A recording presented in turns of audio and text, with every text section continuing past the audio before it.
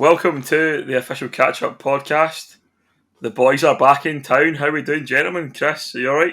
Yeah, doing good. It's been, to be honest, professionalism. I didn't even know when the last time we recorded an episode, so I don't know what to. I don't know what to talk about. I mean, what did we cover last time? Like, it was so long ago. You know what I mean? So I'm sure there's plenty more. How are you doing, alright? I can't wait to talk about League 3 again. League 3 coming by.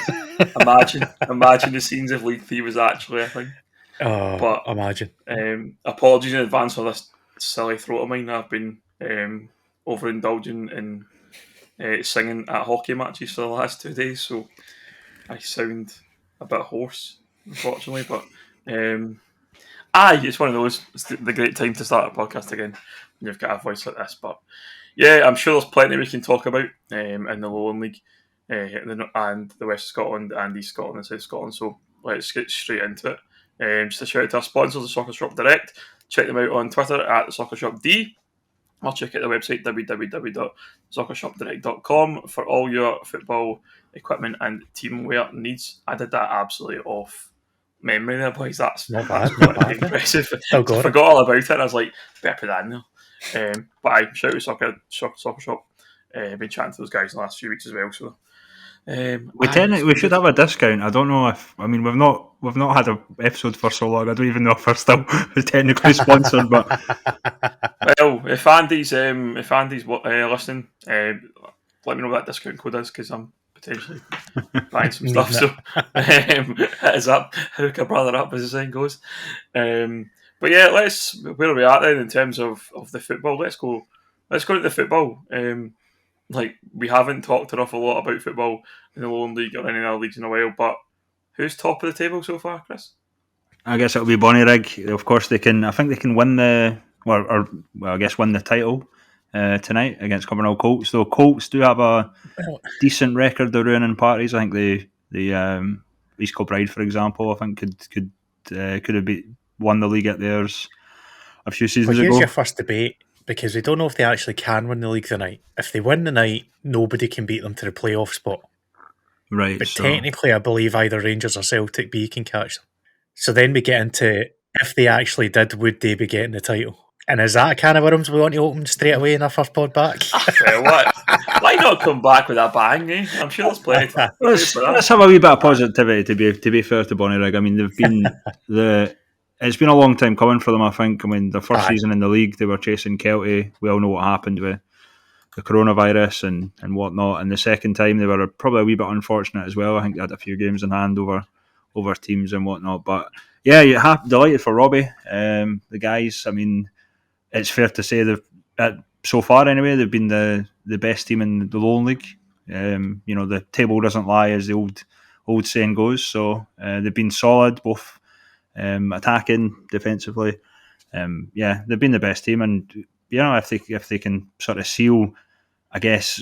I don't want to say the title now that you've kind of corrected me, but if they can seal the playoff tonight, then it's brilliant news for Bonnyrigg and their supporters that no doubt will be chuffed with that.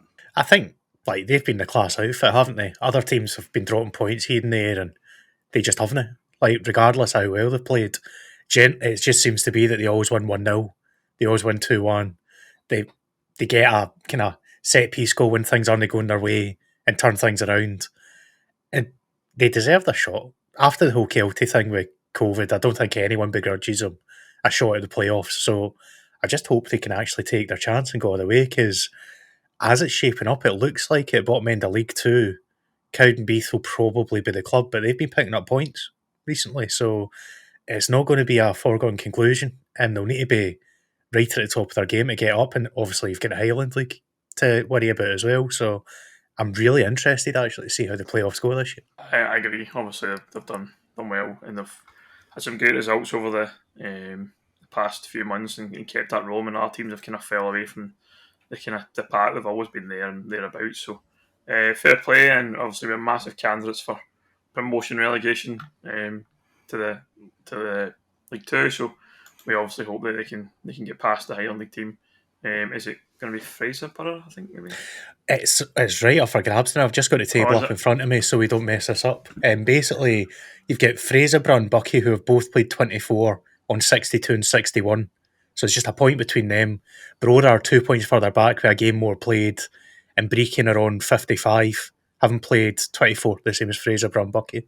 So they're not out of it yet either. They're, 7 points off the top.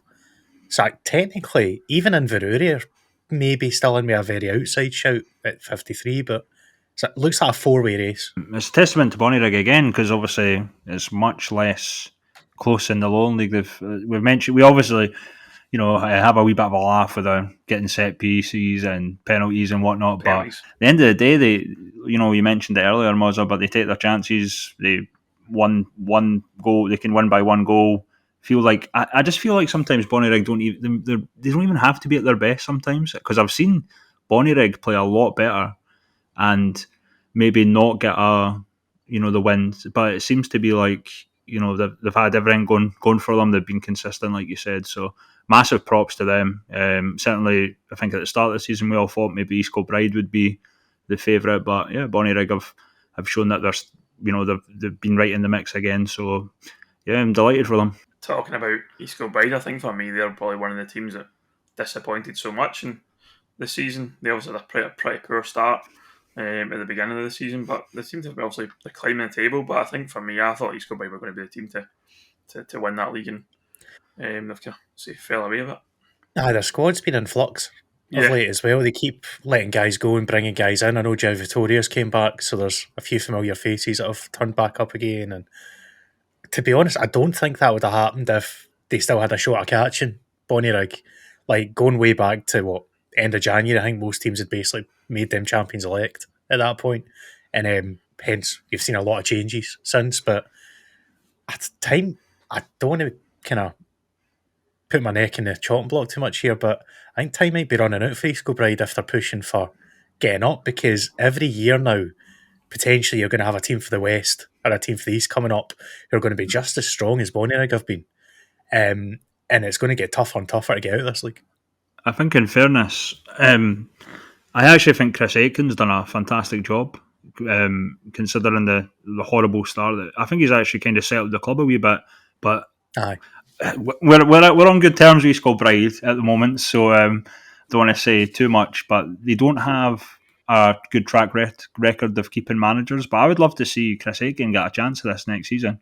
Give them a full season, see how he goes. But I honestly think he's done a decent job, considering they were out of it. I think they were way down the league Mid-table, at the start of the season, and I actually think he's kind of settled them. Albeit, like you said, obviously there has been a few big names obviously leaving in January. They're probably looking to go kind of rebuild for next year to go again. But it'll be interesting to see if Chris Erskine comes back. Obviously, we know that he was missing for 12 weeks. I'm sure he's coming back soon if he does come back. So he's a big, massive loss, obviously, to them, and I'm sure they would have done even better if he was playing. So.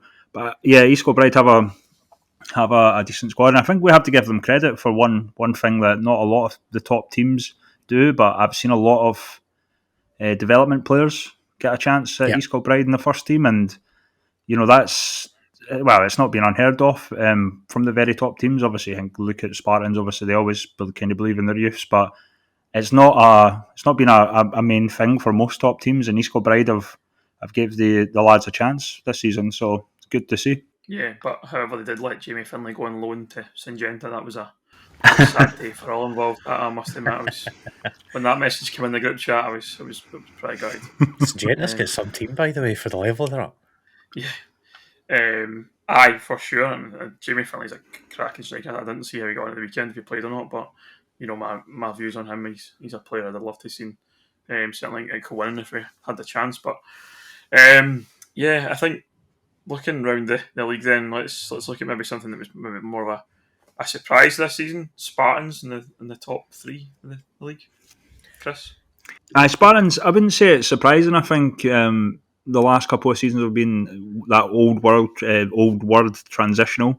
I think Spartans do have a decent team this season, but I think Doogie's maybe not had the players for the whole season that kind of fit his system. For example, he's had a lot of concerns at like maybe wing back areas. Like right back, left back. I mean, I always mentioned obviously Dan Bauer. I've mentioned a few times. He's now at Linlithgow. He was playing left back for Spartans for most of the last season. I just never understood that, but obviously Doogie's kind of always give him credit for being one of the most tactical type managers, and yeah, he just didn't have the players to fit his roles, and I think that they've improved. For example, bringing in someone like Ryan Finney from Berwick, he's obviously very versatile, and I think that's kind of aided them. They have Callum Burns that was playing for Stirling Uni as well, way back in the day. And yeah, I think Spartans, again, probably a wee bit like East Kilbride. Maybe you feel like their chances are running out to get promoted, but you've got to give a guy like Doogie, and look at all the success he's had. He's up there with Tommy Sloan for winning things. So I wouldn't rule out these type of managers, but yeah, I think Spartans probably felt that they could do a wee bit more this season in terms of chasing down Bonnyrigg. But overall, from going from a transitional season last season to being quite high up the table, I think I don't really know if it's good enough, because I really do think they were going for the title. But yeah, It's a hard one, isn't it? Because when you look at the table, the one thing that's let Spartans down is the goals. Yeah. Because they're not far off in the scoring charts, but they've conceded almost double what Bonnyrigg have. And that's what's put bait to their chances. Because, even just a few goals less conceded and suddenly results turn around, they're right up there with Rose. Blair Carswell's been injured a few games this season. He's had sort of niggles here and there, so they've missed their main guy, and it's obviously been young keepers sort of taking his place, if you will. So I always feel like it's a bit of a cop out, mentioning injuries, but if you're missing your key players, we obviously seen it like Bonus when Xander Murray got injured. So yeah, so there's certain players that you look at and think, well, we'll give him a pass for it because he is so integral to that team. I think that's fair, to be fair. Like, when we're at our level, there's certain standout players. And if you're without them, we just mentioned Chris Erskine for East Kilbride, no through injury, but obviously he's away doing his fire service stuff. It's like, it's a big, big loss when you've not got a guy available that's that important to a team. But I think Spartans have done really well. When you look at the records of the teams in the league, they've played 2 games more than East Kilbride, so Kilby will probably jump ahead of them in the final games, just based on their records up to this point. But again, Doogie's one of the best managers in this league. You've got to give him credit for what he's done with things, again, just a little bit in flux, and he still gets the results, doesn't he? They're always up there or thereabouts.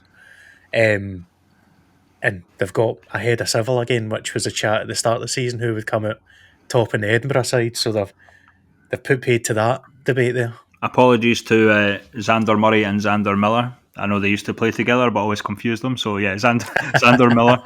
They need, come on. I mean, just say Xander and you'll get away with Xander, yeah. Xander Murray, obviously at Gallifreydon Rovers, and Xander Miller, obviously at Bonus United. Both cracking players, by the way. I've not. They're both forwards as well. So to make it even harder for ourselves, it's been a while, folks. We're a wee bit rusty, myself included. So. Talking about some other teams then across I won't go through the whole league table in terms of who's done what this year, but obviously one of the major talking points we had touched on earlier on was Celtic B and Rangers B. We're now heading towards the end of the season. Let's just kind of get your whole kind of view on how that whole trial / 1 year deal thing has went, was it? I think we called it right. To be honest, like we sat here. Obviously, we got a lot of flack at the time about our general kind of wait and see stance.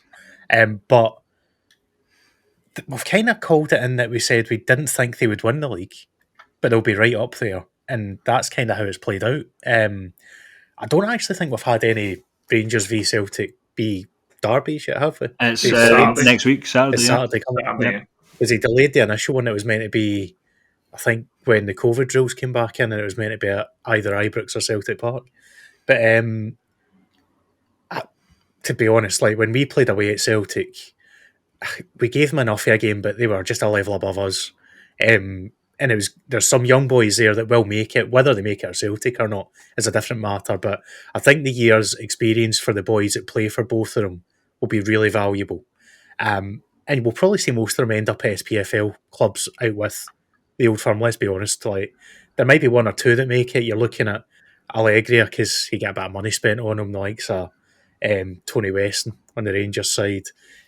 Celtic have got one or two standouts there as well. But I think in terms of the league itself, I noticed a debate the other day about this, saying has it actually raised the profile of the league and has it raised kind of interest in it? They've kind of added the amount of fans that we thought they would, like a couple of hundred or so, if not a wee bit more. I don't think that would last though. If it went longer than a year, I think the novelty would wear off a wee bit. I think it already has to an extent. Like we played Rangers B the other night, and I think we'd have got a bigger crowd if it was earlier in the season. It's the night after the Borussia Dortmund game for the seniors, and you'd expect a bounce off of that, and we only got a couple of hundred through the gates. So, and as you know, Alloa is very, very Rangers. So, I don't see it continuing. I don't think there's any appetite for it to continue. But at the same time, I don't think it's been a failure. Like, people will deride it because they were so against it initially. But it is what it is, and it's played out the way we thought it would play out. I will be completely wrong if it turns out that it gets extended, but I just can't see it. I've not had any inkling for people I spoke to for clubs when we've played them, or for Rangers or Celtic themselves, that they want to continue. It was always going to be a 1 year see what happens type deal. And ironically, I actually think it might stop them going into the SPFL, because if they weren't good enough to win the Lowland and earn it on merit, suddenly there's an argument for League One and League Two teams going, well, why should we accept you? Like, you couldn't do it when it was there for you. You've competed with those teams at that level. So if you're going to enter the pyramid, you need to go further down. So what we're saying there is that Bonnie Rig are the real heroes in all this because they have stopped Rangers Well, and let's not Celtic inflate winning Brendan's ego too much. But no, I mean, they're likely going to finish second and third, aren't they, when you look at the table? Absolutely.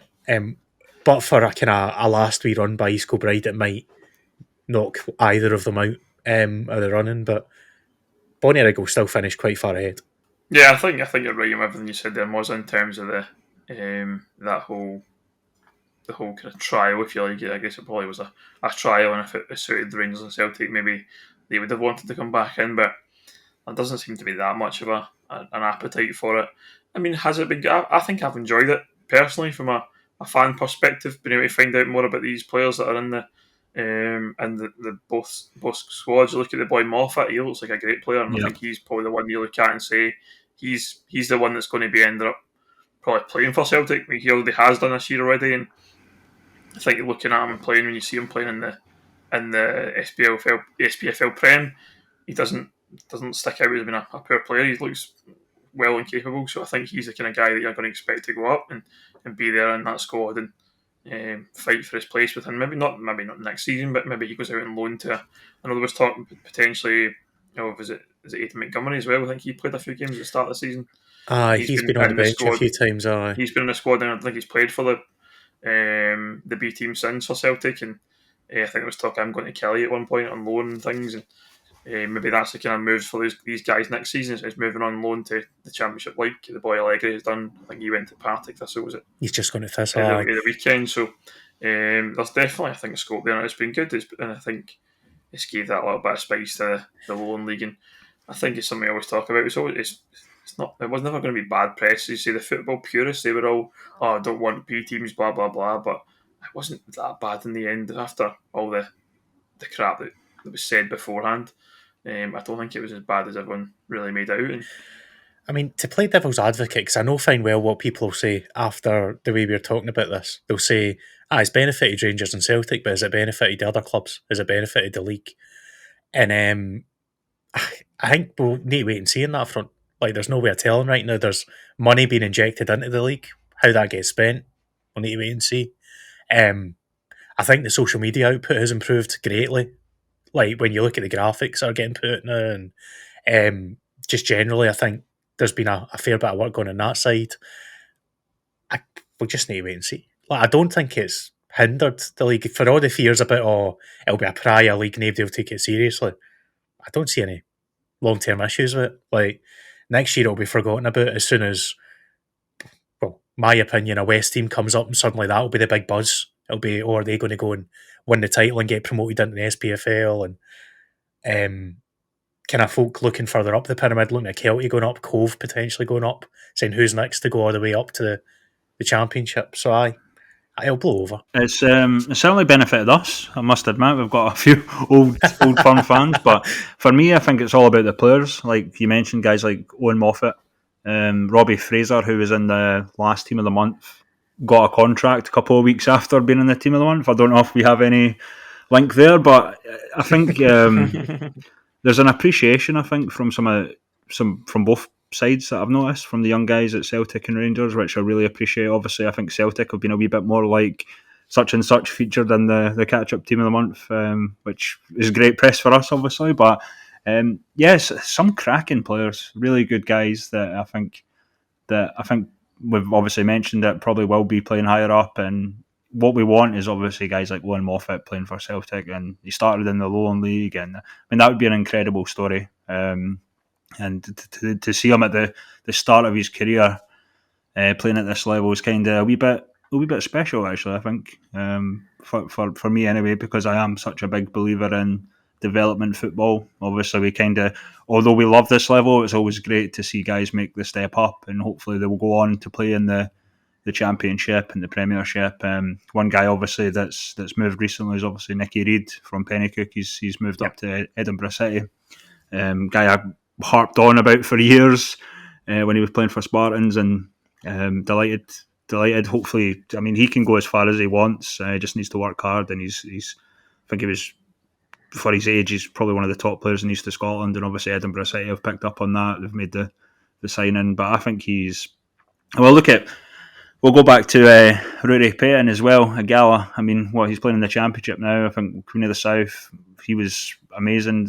For me, it's all about the younger guys, and obviously we have our love for some of the guys like Sean Winter as well. But for me, a lot of the time it's about the younger guys. Hopefully, this guy could be a really good player, have a really good career, and I think that's what I've liked about Rangers and Celtic being in the Lowland League. I mean, at one point, half of Stenhousemuir was ex-Lowland as well. But that's obviously changed as the season's gone on. Daz Christie, we miss you, mate. We really do. What a man. All these non-league jobbers, eh? What will you do? Bear in mind, I've still got an agreement with Craig Telfer. Coming for you, Telfer. If Stenny keep this form up and get in the playoffs, he's going to retract that statement. There we go. That's what we want to see. Speaking of podcasts, I heard you're getting a job. Oh, here we go. Heard you're getting a job at Open Goal. You're leaving us, mate. Billy Big Time. Aye, Moza Cross. What's that cross thing they do? The collaboration thing. Moza / Open Goal. So the Mail said for about 2 hours before they rescinded their story earlier. But it was in the Herald, mate. Aye, apparently so. Because you can rescind print, obviously, when it's out there, you know. Just go out to the shops and take it off the shelf. So, touching on that in a little bit more detail, I'm going to prod you a little bit. What is the actual story then? Where's that come from? Can you tell us anything? It's been here for a while, this speculation, because I remember you messaging me a few weeks ago when somebody talked about it. I can't mind where it was. As per usual, the news are a bit late to the story, I guess. We kind of often hear about it first. I'm pretty sure it was in a gossip column or some paper or something a couple of weeks back, and this isn't now becoming a story. It's just speculation. There's no changes as far as I'm concerned for now, anyway. Obviously, when there is, you guys will know about it. But yeah, like, people have clearly been sniffing about and shown an interest. It's nothing really to talk about because the club's not put anything out there. So it's business as usual. That's the political answer, I think. You know? Is that the party line? That's the party line. We don't know anything. He's totally my media training come through there, right? But no, obviously, look, Broomhill's a club now that's a wee bit in flux, both on the playing side and off the field. So if there's going to be changes, they'll probably happen this summer, I'd imagine. Because the club needs to get back home at some point. It can't be in Alloa forever. You know, someone's going to take this podcast and they'll be like, Broomhill ambassador endorses open goal move or something like that. You'll be sniffing. I'll be one of yous quite going, I can't wait to chat to Cy Ferry and Slaney and that. We know. It's all about them views, isn't it? It's all about them views. I'll make a break for folk just calling me a Rangers fan constantly when I had that stream on the other night. It's like somehow it'll be your fault. Like it was Moza that planned all this. He was good pals with Cy Ferry before, and he's doing a gig at the Hydro and all that sort of stuff. I don't know. So I go into like buyaclub.com. I'm not going to see Broomhill up for sale then, wasn't it? Was it? It used to be My FC, was it? My football club. It was back in the day. Ebbsfleet. I spoke to George Fraser, and he said, "You guys, we have first dibs on Broomhill." That's what I heard. I'm like, oh, so he did. What is that? The new rumour that I'm buying them? Moza from his Twitch partnership is going to just buy outright, and you was all that money you're making. Wish you paid me enough to do that. You're just a plastic club. No one cares about you. It's 40 fans or whatever. Apparently so. Plastic so I've been told. It's funny, isn't it? These people on the internet, they're always got something to say. It's always been something negative in it. I'm now diverging into a topic of mine that's obviously favourite of mine at the moment. Is you ever notice when you say something negative in Twitter, it gets like magnified to like the ninth degree, but then you say something positive, no one gives a fuck. Aye. Ben, for me, especially on the podcast, is anything I say is twisted. So I thought you were about to say is anything you say positive there. I try to be positive. I mean, I'm on an alright mood tonight, and someone will be like, "Oh, he mentioned this, that, and the next thing." So I get it all the time. So I've had that sort of for 3.5 years now. So, but yeah, it's true to life though. Like everyone loves the negative, especially on social media. Everyone loves the negative stuff rather than anything positive. You know what I mean? Positives gets a wee like, oh, that's nice, a wee retweet. Negatives like a fucking massive essay on everyone having to put their views out there and disagree with you or whatever. So, just the nature of the business, isn't it? I think it's one of those though. Like we, as podcasters, I hate that term podcasters, but I'm going to use it here. Part-time podcasters at this point. We always maybe have a view on the football side of things, and we probably call it as we see it in a lot of situations, both positive and negative. I think that's the bit that I find that people don't understand is that you're just calling it how you see it. It's not deliberately like negative. I know I've had run-ins with lost track of how many clubs in the last 3 months since we basically it coincided with the fact that when we stopped podcasting, I started to get a bit more negative on Twitter, apparently. So that was what I was told. So I'm sure my haters at Darvel and Kilburney and all that. I was going to say, you've got it in for all those West clubs. Like. Apparently so. Apart from Clydebank and Troon, who got on really well. I don't know if Troon was obviously an old joke from this podcast, but actually really I've got time for the folk at Troon and obviously Clydebank as well. But yeah, it's calling it as we see it. I mean, what do they want me to do? Start a West podcast and just do it there? Because that was the original plan, to be fair. It was, and then you kind of just it was. And I came think on we'll get to that at some point, man. If I can find the time to do another podcast, man, that would be class. But it's one of those that anyone who's fucking on Moaning on Twitter can get fucked. Basically, so God's sake. Back with a bang. Like there we go. It's non-league football. Get up. I mean, the thing I always think about is just scroll past it, man. If you don't like it, some of the stuff you say as well. It's a bit of a joke and a bit of a laugh, and folk take it like pure seriously. I think I had one the other day, and it was like, I think it was the Talbot fans, and they put a video up of an overhead kick, and I was like, oh, an overhead kick is not an overhead kick, because it was like a shitty little overhead kick. It wasn't like a Wayne Rooney special, but I wasn't like actually being like aggressive or negative about it. I just was like having a laugh because it was like a crap overhead kick.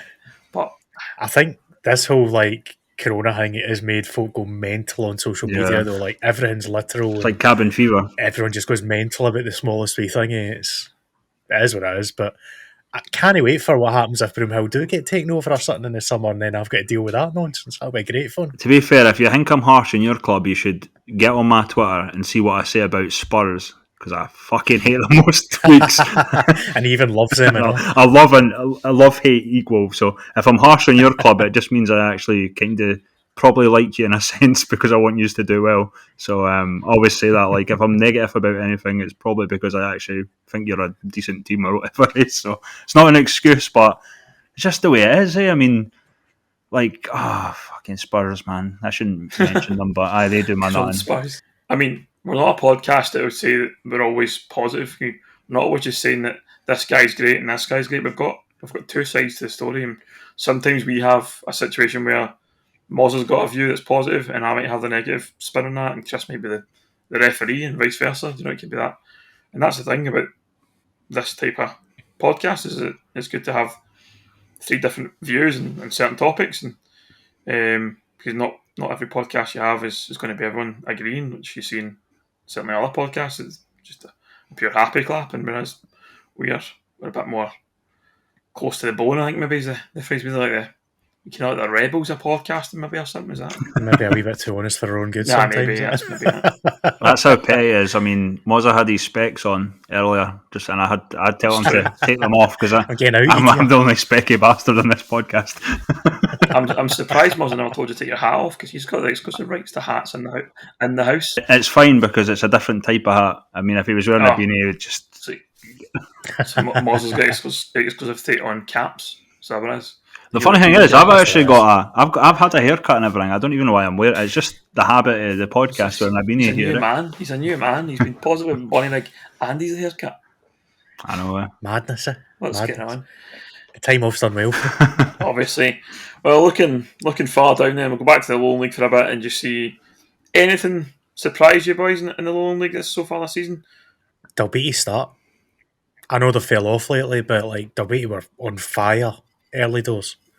It's a shame they have dropped off a wee bit since, but they've still got loads of games to play when you look at it. They've got plenty of games in hand, so all they need a couple of wins to jump up to top half again and finish a really cracking season. Like, in terms of other teams that are there or thereabouts, we expected Berwick to be there, Civil, Shire. Shire might be a wee bit disappointed to no higher up the table, to be honest. Cali Braves have done well. And Gala kind of there or thereabouts. I think Bonus are the one that'll pick it as maybe slightly underachieving. And I know we got a wee bit of stick early doors because I kept saying that one or two of them had mentioned title challenges or being right up there, but they themselves had put that out there that was what their aim was this year. And obviously the squad never came together the right way for them in the end. A mixture of injuries and suspensions, whatever else. But I think they're disappointed for what I've been kind of catching up with. Like, we don't know if Max will be there next year. We'll need to wait and see what happens. But they've just been kind of dropping too many points, generally, haven't they? They've not won any of their last five, what I can see there as well. So it's not been great. And obviously it has been hampered by injuries, but they are where they are on the table. I think just to pick up on one point there, Berwick Rangers have been on fantastic. I know they got beat at the weekend by Cumbernauld Colts, but before that they were on fantastic form. One thing that we always kind of said was obviously about their ability to score goals. I think that's kind of been eradicated. Everyone seems to be firing. Obviously, Sean Stewart, I'm really happy for him. He's been in amongst the goals, but really everyone, Lewis Baker. And yeah, I can actually see them. We've always credited them for their off the pitch sort of stuff. I can see them being a wee bit of a surprise next season if they want to push. I know it's kind of a 3 to 4 to 5 year plan, but if they want to push next season, I think they've really done well this sort of second half that I'm quite happy about for them. Although they're quite low in the table still, I think surprise for me was Edinburgh Uni. Considering the amount of points they're on, I think they're on 26 or 27 points. I mean, last season they were in the same breath as Vale leaving in terms of maybe not as kind of as bad, but certainly in terms of points almost and goals scored, goals against. I think it's a wee bit deceiving in terms of their league position, considering how poor I think some teams were last season. Gretna as well, another one. I think they've sort of revamped a wee bit. There was talk, when Vale Leven picked up their first win against Boness, that maybe they had a chance to get back into it. But I think Gretna was like, in fairness to them, they've made some really decent signings.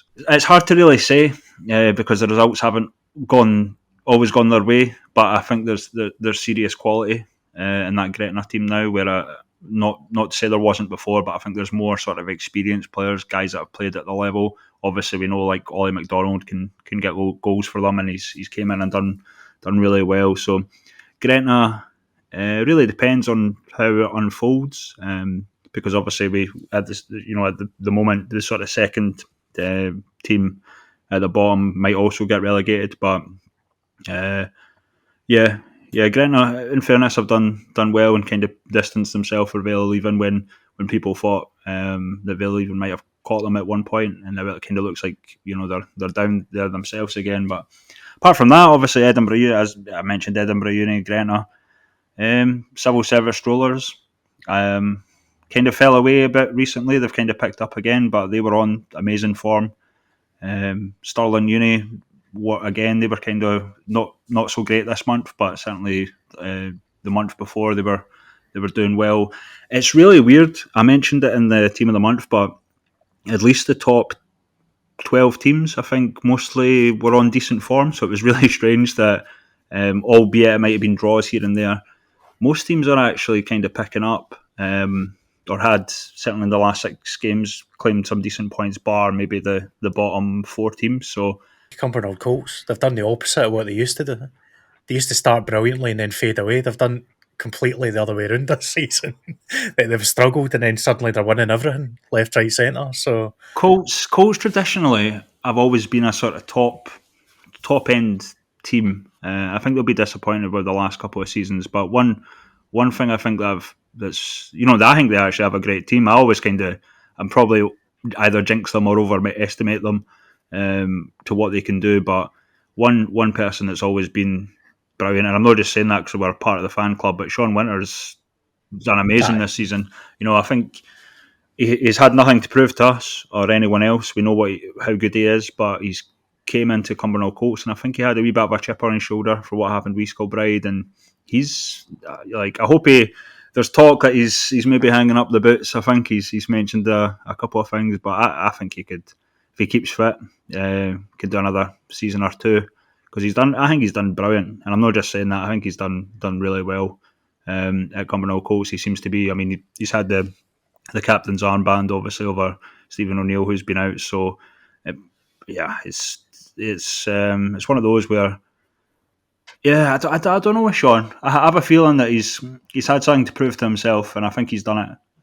But obviously the season's not over, so as long as he doesn't do anything silly or drop out of form, I don't think he will. But yeah, he's had a good season in my opinion. You still got the Shaw Winter posters in your bedroom, eh? I wish. he's replaced him. He's covered in Conte now. He's was. That's it. It's getting like that. Maybe it's getting like that, to be honest. But that's pretty impressive, because I think we've named every club apart from Broomhill there, so that was good. Well, Open Go FC. Open Go FC, Sati Ferry as manager, Kevin Kell director of football, Paul Slane captain. Can't wait for this. That'll be the. He's always talking about. Stick me up front for the. He's always talking about a comeback to football. That could be it. Broomhill captain, Sati Ferry the manager.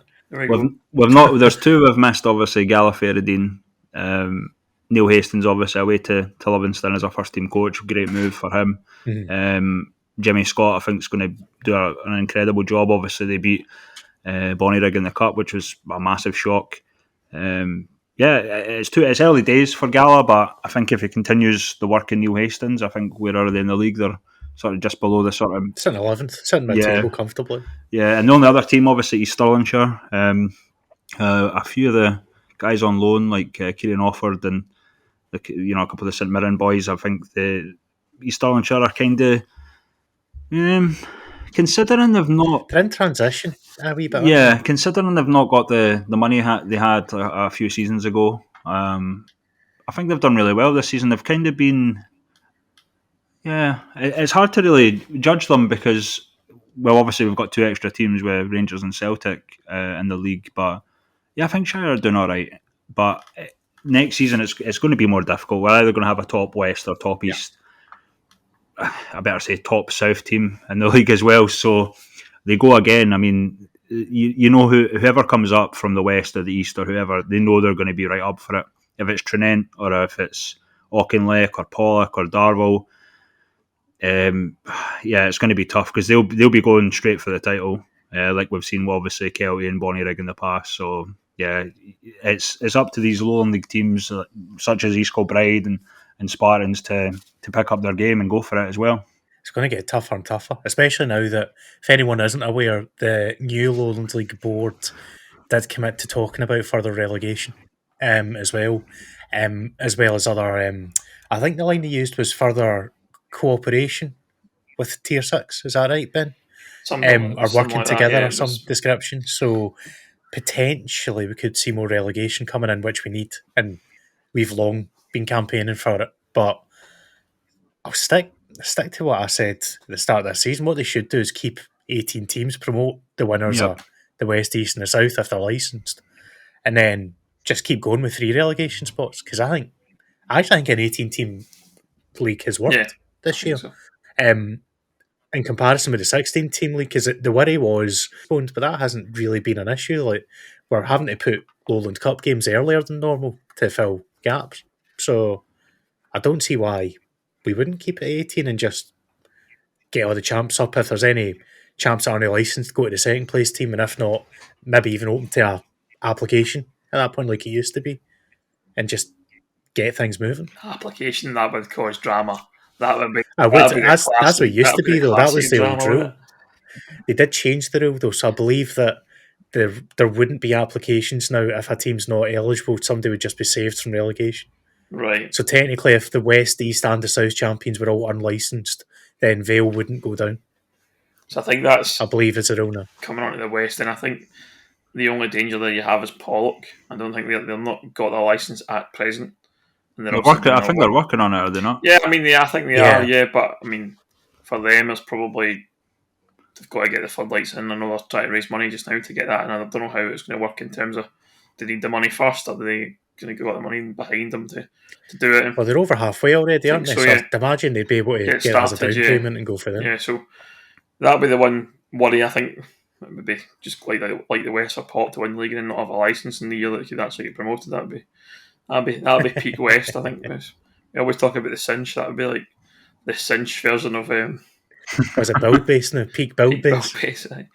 But it'd be interesting. I think obviously you mentioned the Talbot, they're the class team of the league, and I think like Bonnyrigg, we mentioned them earlier, they always just find a way to win, unless it's at Buffs Park, because obviously the Buffs won. I just got to get that dig in there because I love to get digs in. I read an article actually the other day that someone had won the Champions League or something on Football Manager with walking like Talbot. Did you? Aye, it was in the press, wasn't it? Because I get tagged and quoted in it because it was my database. Oh, that's right. Using. And they managed to get them all the way through to. I don't think they'd had a single Scottish starter, to be fair, so it was a bit mental.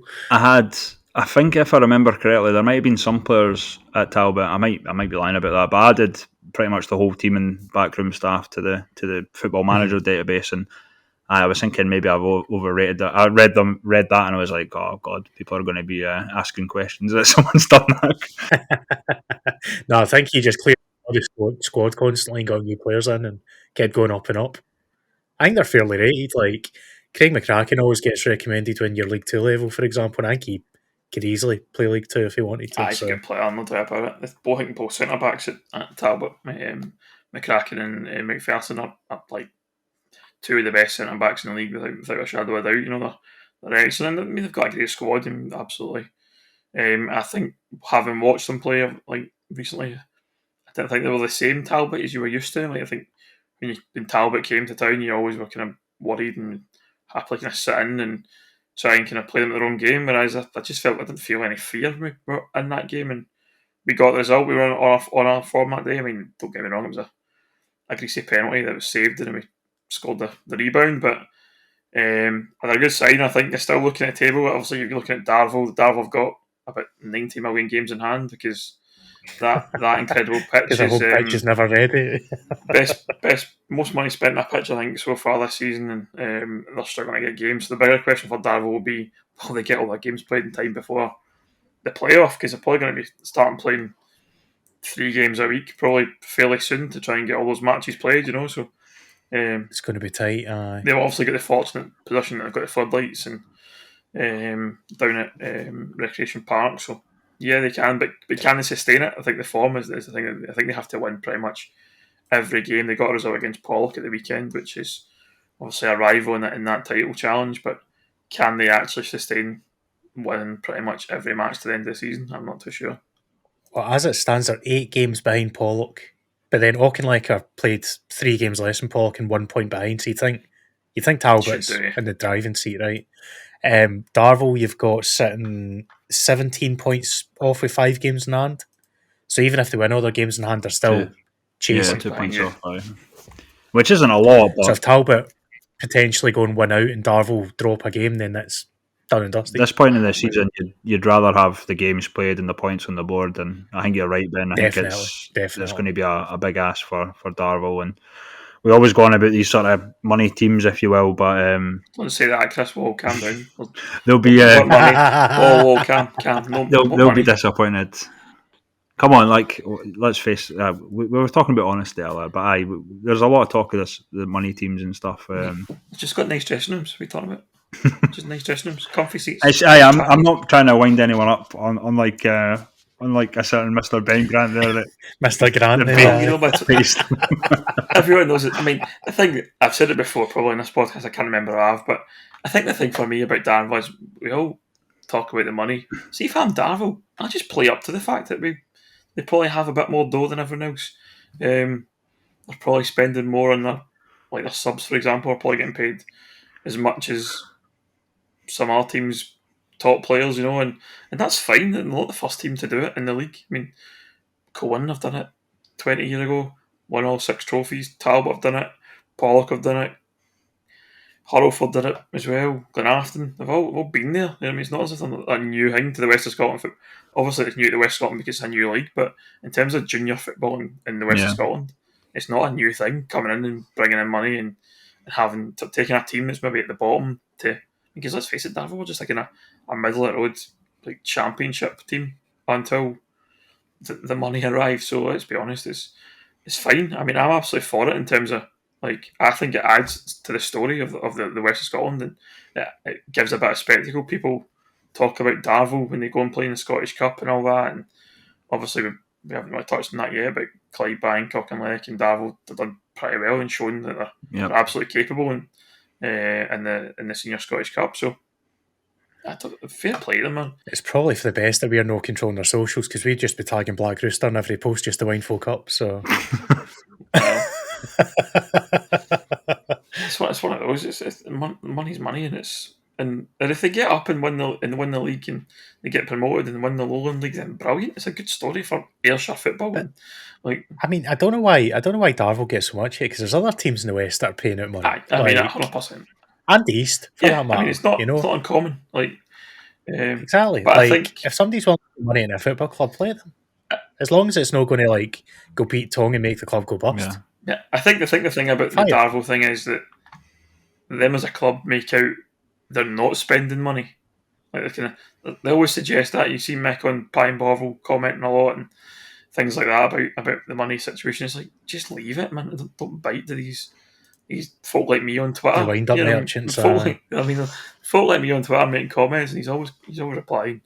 But fair play, Darvel. I like the whole story, and the people involved with Darvel I've always got a lot of time for, and they're always friendly when you go there and treat you well when you turn up to a match. So, what about Meda? Let's get your thoughts. Well, it's one of those. We played Meda early in the season, obviously, and everyone knows my views on Meda.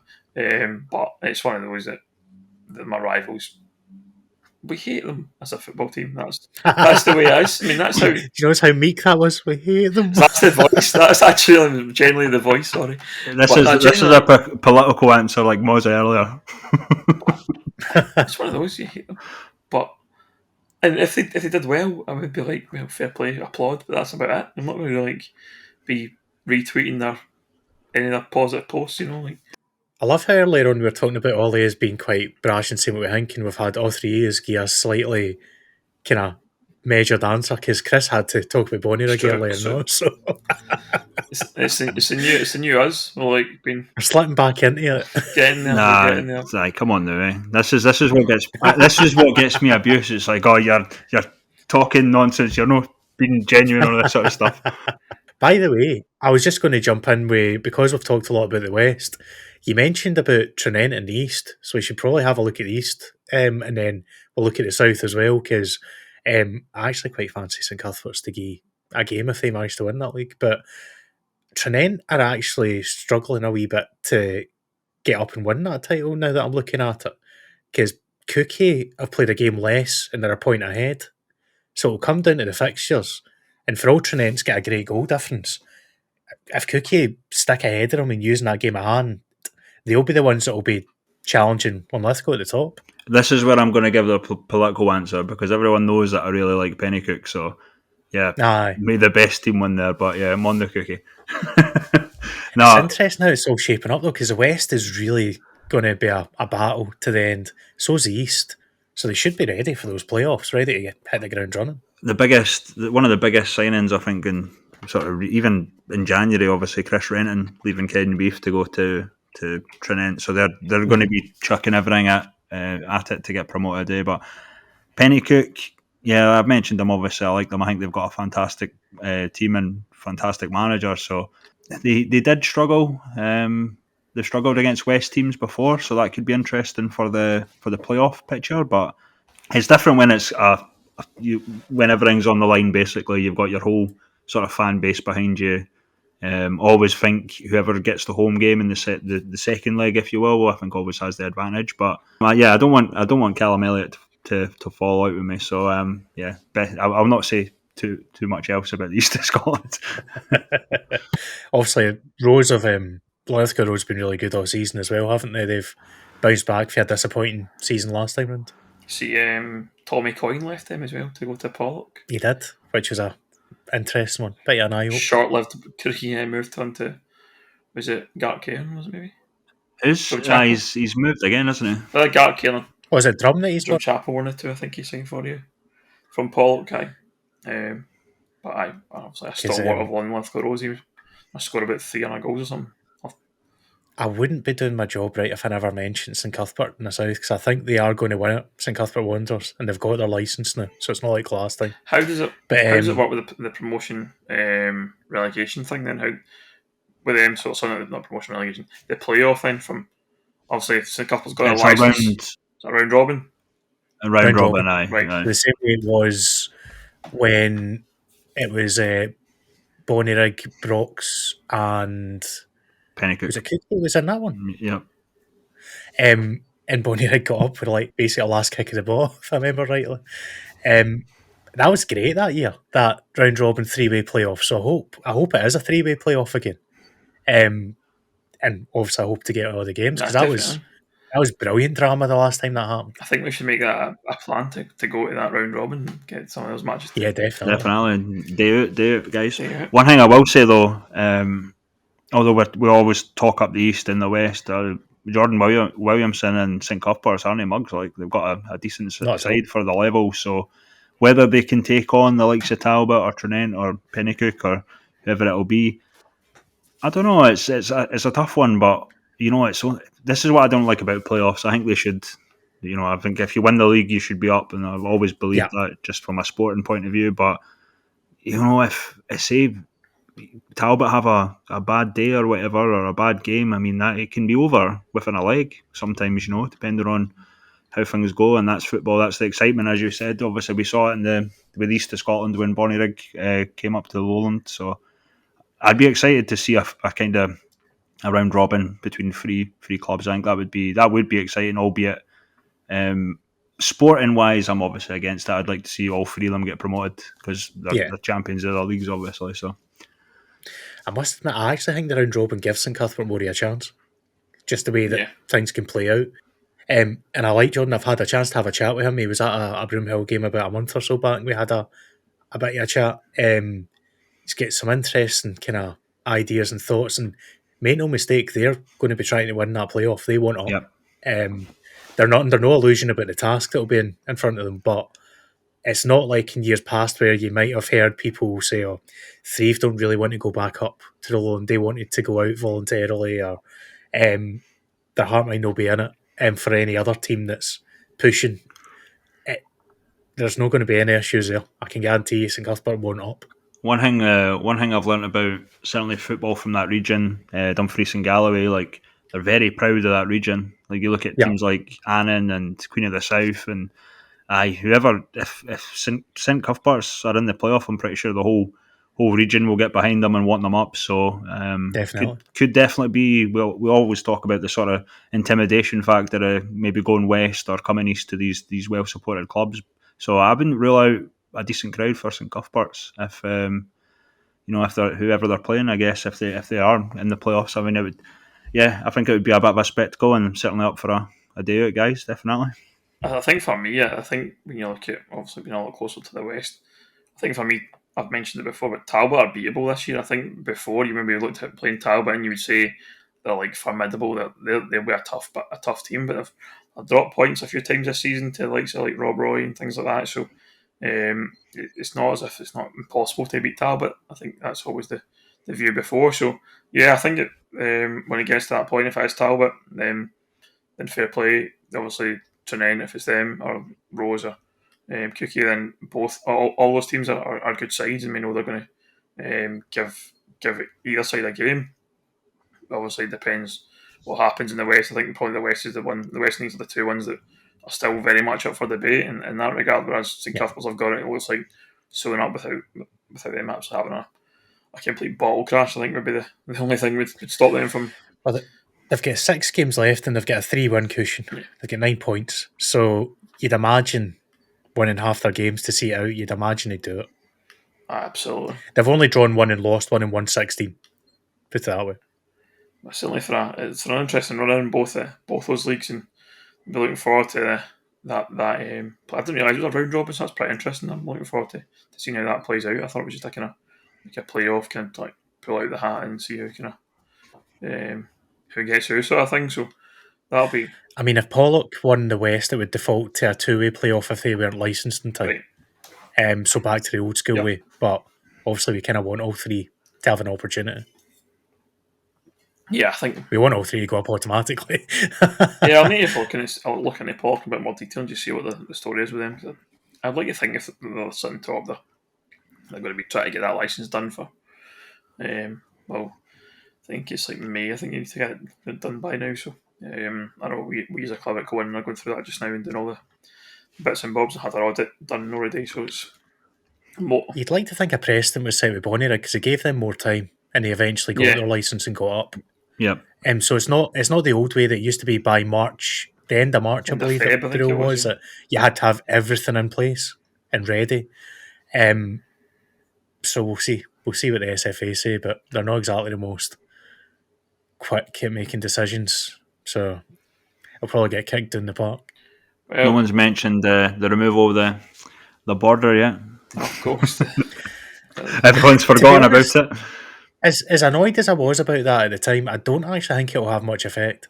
No. Because I don't see many teams in League 2 as it stands picking the quote-unquote wrong area. So Brecon were the big example, and that's why I was so angry about it and so against it. Because that would have made a mockery of the pyramid system if Brecon had ended up in the Lowland. But I think the fact that they've actually gone to the Highland and competed and they've been fine will probably alleviate a lot of the concerns of teams. To be fair, they did have a massive revamp of the whole club in and out. So I mean, maybe that, and it's been a good thing, I think, for them. Yeah, maybe that's what's needed at certain clubs. Certainly, it would be weird if Kenbeef got relegated to Lowland, because then I would have to, my local club. So I would have to. I don't know how I'm these SPFL clubs coming down. So I don't know if I'm technically allowed to say this, but you only live once, right? All the League 2 clubs have already nominated their league if they get relegated, and Cowden would be Lowland. Yeah. There you go. Yeah. And it will probably be them at the bottom. So there's not going to be any dramas this year. Well, there's the exclusive if it wasn't. If you were speaking out of time, wasn't it? See if I said Highland there and just set the cat amongst the pigeons. There's an exclusive to probably.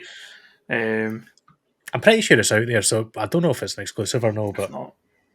We're right back in it with exclusives. But League 2 teams need to nominate at the start of every season now what league they would go down to. So we'll know in good time if there's going to be potential dramas about, I think. Rounding up then, the last thing to talk about then is the South Challenge Cup. We're into the fifth round, I believe. There was meant to be games 2 weekends ago, I think, but most of them got, I think, wiped out by every fucking storm in the planet because there was like a million storms happening. I think looking ahead, you've got obviously Atherley play Bonnyrigg on Saturday, which is, by the way, a game I'm thinking about going to because we're playing on Friday night and I've got a few hours to kill in Glasgow on Saturday, so I might just take a bounce up to Athley and see what the fuss is about Bonnyrigg. Might see a cup upset, you never know. See the fuss about Arthurley. I mean, are they not top of the league? Top of the league. I think I've lost them. They're potentially going to be a Premier team next year. So, yeah. I think. By the way, it would be remiss of us not to give it its proper title by now. The TradeRadiators.com South Challenge Cup is That's it now? correct, sorry. I don't know why I don't remember that because I filmed the draw for that actual cup. It was drawn in our clubhouse in Cowan. Hastened to add obviously Cowan were out the cup in the first round. So someone I don't know if this is true because it was changed, but apparently when they first put the handle on, they spelled radiator wrong. So I don't know if it's true. Dear. I saw a comment, but I think it was quickly changed, obviously. But I had no involvement. I was just a video guy. Nothing to do with me. The only thing I get wrong apparently is club badges. Shout out Rutherglen.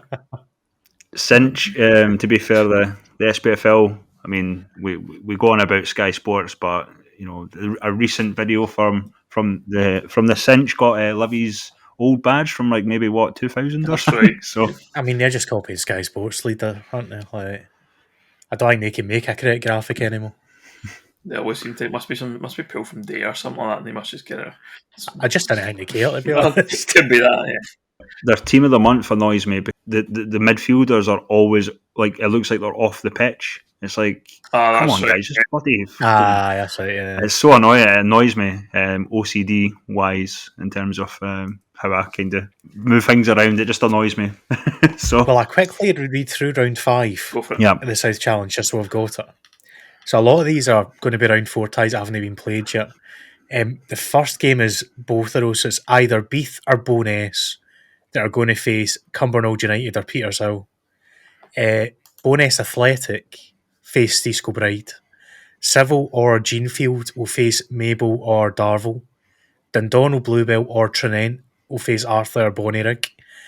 Irvine Meda or Auchinleck Talbot to face Cali Braves. Linlithgow Rose to face either Sauchie or Troon.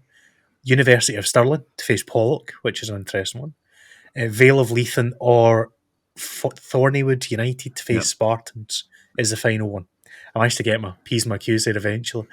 It's a kind of draw. It's all over the shop just now until we get the fourth round done. But there's a few interesting ties in prospect. Definitely, I think Sauchie's a team we've not spoken about lately. They've done actually quite well this year in the East. So Scottish Cup run as well. To see how they do against Troon.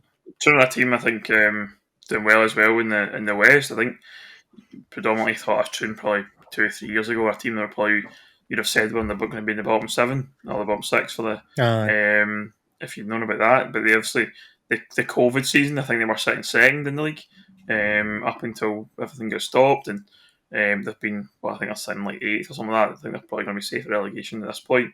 But yeah, good side, and as you say, Sauchie had that Scottish Cup run as Chris mentioned, so I got another good side, and that side have got a lot of time for us. They've got Linlithgow, as you say, and obviously before they talked about Linlithgow this evening, so definitely it's going to be an interesting tie for sure.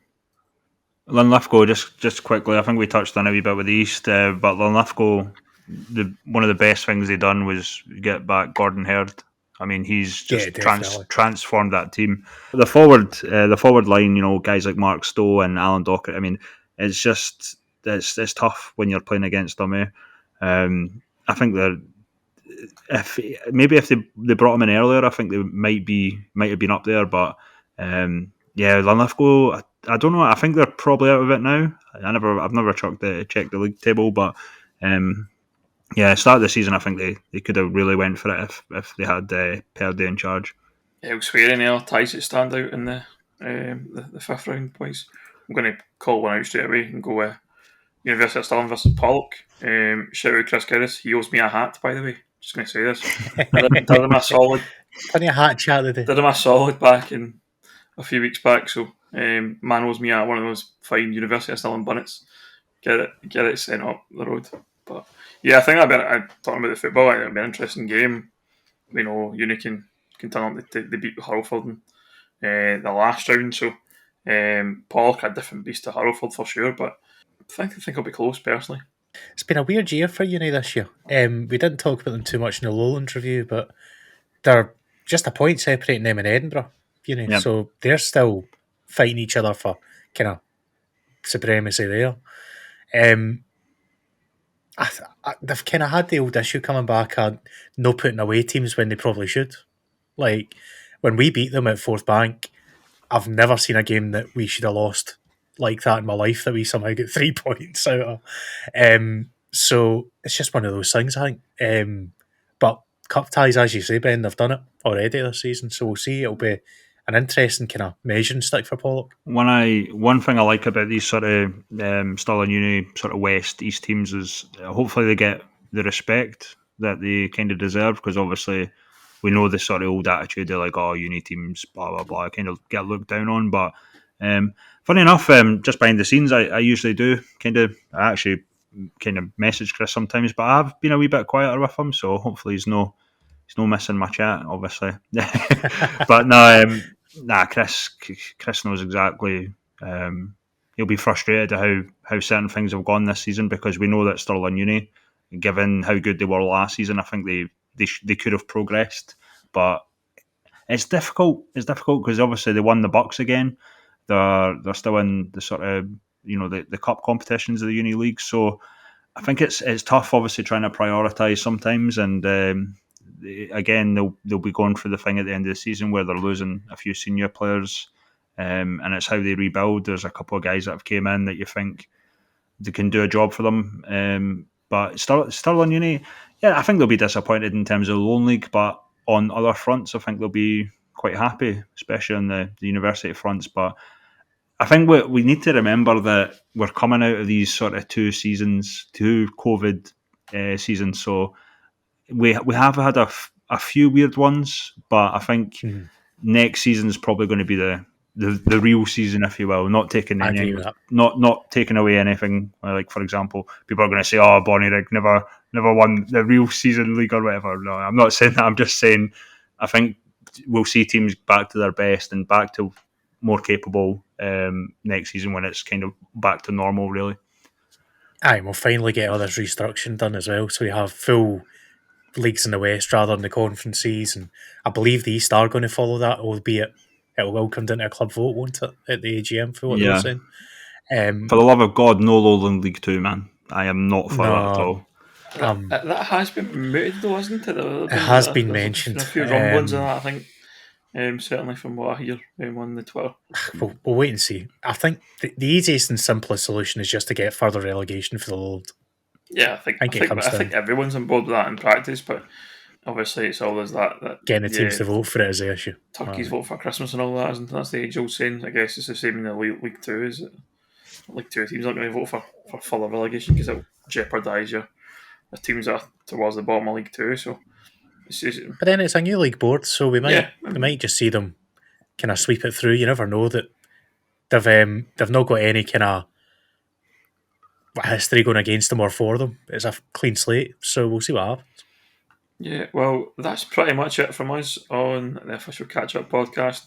The return, I think we're going to call that one. The return. The big return. We're back.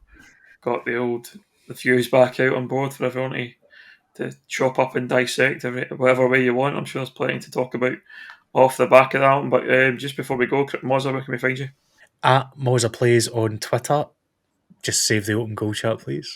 You'll get me on Twitter as Mr. Ben Grant. So that's if you are a Kilburnie, Meda, Cumnock, Troon, Talbot, Rutherglen fan, I think is where I'm at just now. So what's that? Can we not add somebody else to the list now? Yeah, I think that's just 7 of the 20 teams in the Prem currently. But I mean, Darvel, sure, of course. How could I forget Darvel? 8, right? But come at me. I mean, I'm not asked either way. I think a few of those named in that list there have already blocked me on Twitter anyway, so it's fine. It's like I'm not bad about it, honest. But Chris, where do we find you and the catch up? At Rampant FM. To be honest, I must appear to be the most boring person ever because all I do is talk about football and predominantly Spurs, either morning. So if you're not into football, to be fair, if you're not into football, you probably wouldn't be listening to this podcast for one. But there's more to me than football. But certainly all I do is talk about Spurs on my Twitter at the official catch up and Lowland League catch up on Facebook. And just before we end, obviously we don't.